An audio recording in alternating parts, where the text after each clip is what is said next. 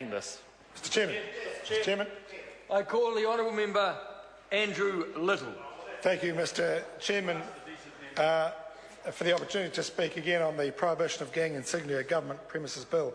Let me begin by congratulating the member and the chair for picking up the onerous responsibility of shepherding this shabby piece of legislation through this good house. And I know I have great respect for the member and the chair, as he well knows.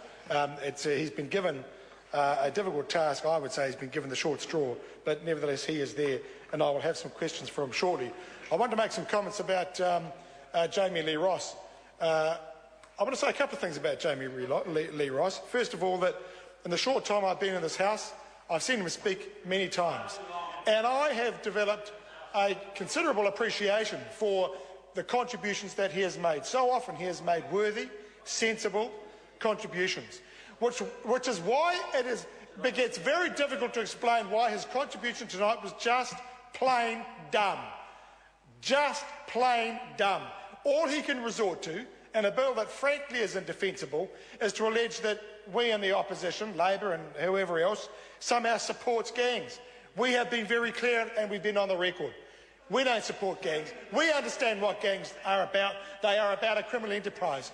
And dumb members like Jamie Lee Ross and Todd McClay, now a minister of all things, his achievement for introducing a dumb piece of legislation as he gets promoted to cabinet is they are patronising New Zealand, and they are offering false hope. That's what this bill does.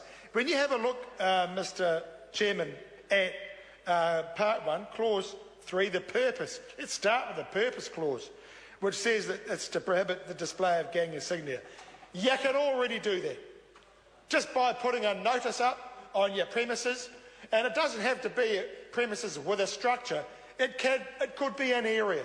It could be a park, a public area, a public river where people go, and you can put a notice up and say, gang insignia not allowed here, prohibited, and if anybody turns up, you've got means of recourse. Here's my response to Mark Mitchell's explanation that this is better than a trespass notice. Actually, it's no different, because this bill will still require individual enforcement. If the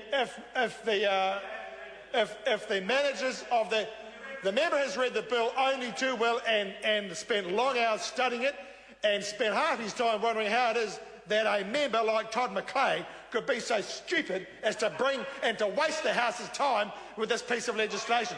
That's been the real point of curiosity, but I long gave up. Once I realised that he was not only a member of Parliament representing the National Party, but apparently a financial member of that party, you just write it all off at that point and say, no wonder, no wonder. But the point about this is that even with this legislation, it still requires individual enforcement. The manager of the structure, even with land associated with it, whatever the SOP says, it will still require notification to the authorities and notification to the individual bearing the gang patch in order to enforce it. It actually is no different. So qualitatively, it makes no difference. Now, in relation to government premises, and I want to address specifically Mr. Pross's SOP, which adds the words about including any associated grounds. Here's where I have some questions. What exactly does that mean? How close to or far away from the structure do the grounds have to be? Is it a question of proximity, or is it a question of contiguity, which are two quite different concepts? This is a meaningless SOP to a meaningless bill.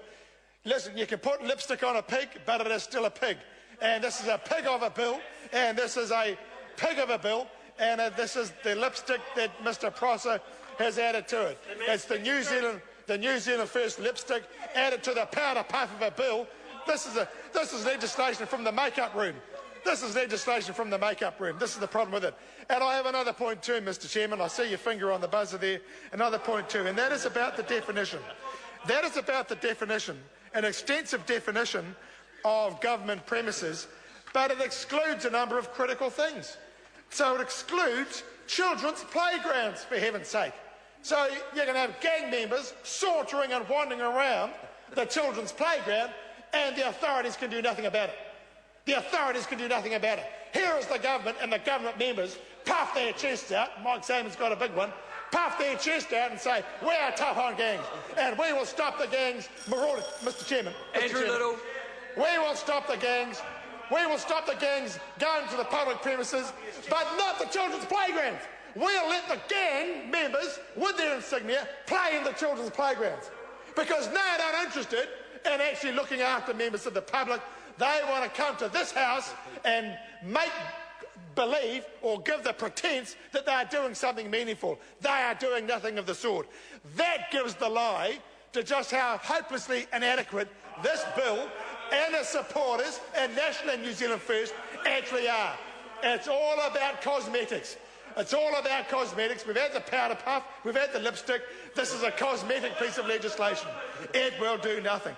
Not enough that they don't want to protect the young kiddies playing in the playground.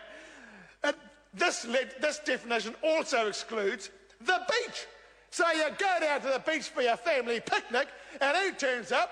Turn up there with the Ford Fairlanes and the V8s and the gang patches, and you can't do a blind thing about it. You can't do a blind thing about it. On a sunny day, take the family to the beach, and what happens? You can get marauded over by the gangs, and this bill will do nothing about it. Oh, the coppers. Oh, the sphincters are snapping now. What are the coppers going to tell their mates?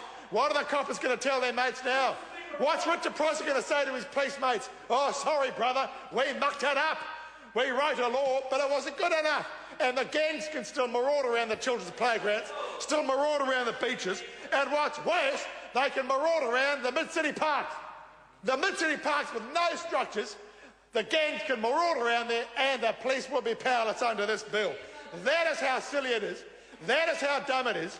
That is why Jamie Lee Rice's contribution was so dumb, and that is why we are deeply opposed to it. It will do nothing. It will do nothing.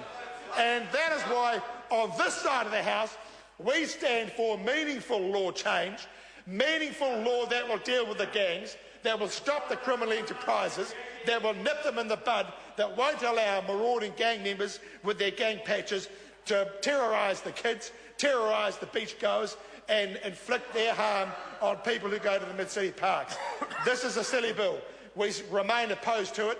Nothing the members on the other side have said tonight, nothing the member of the chair has said tonight has persuaded us that this will provide any meaningful impact at all to the gang problem. You know, the funny thing about this is that the bylaw that the Whanganui City Council passed was more effective than this legislation, and more effective than it will ever be. It had the effect of shifting the problem out of the CBD into other areas, but at least the Whanganui City Council bylaw talked about areas, not about structures and associated land. That's the difference. This won't make a difference. It's a dumb bill, dumb piece of legislation, backed by dumb members, and we will vote against it. I'm going to call the Honourable Member Mike Saban. Oh, thank you, sir. Much appreciated. How can that member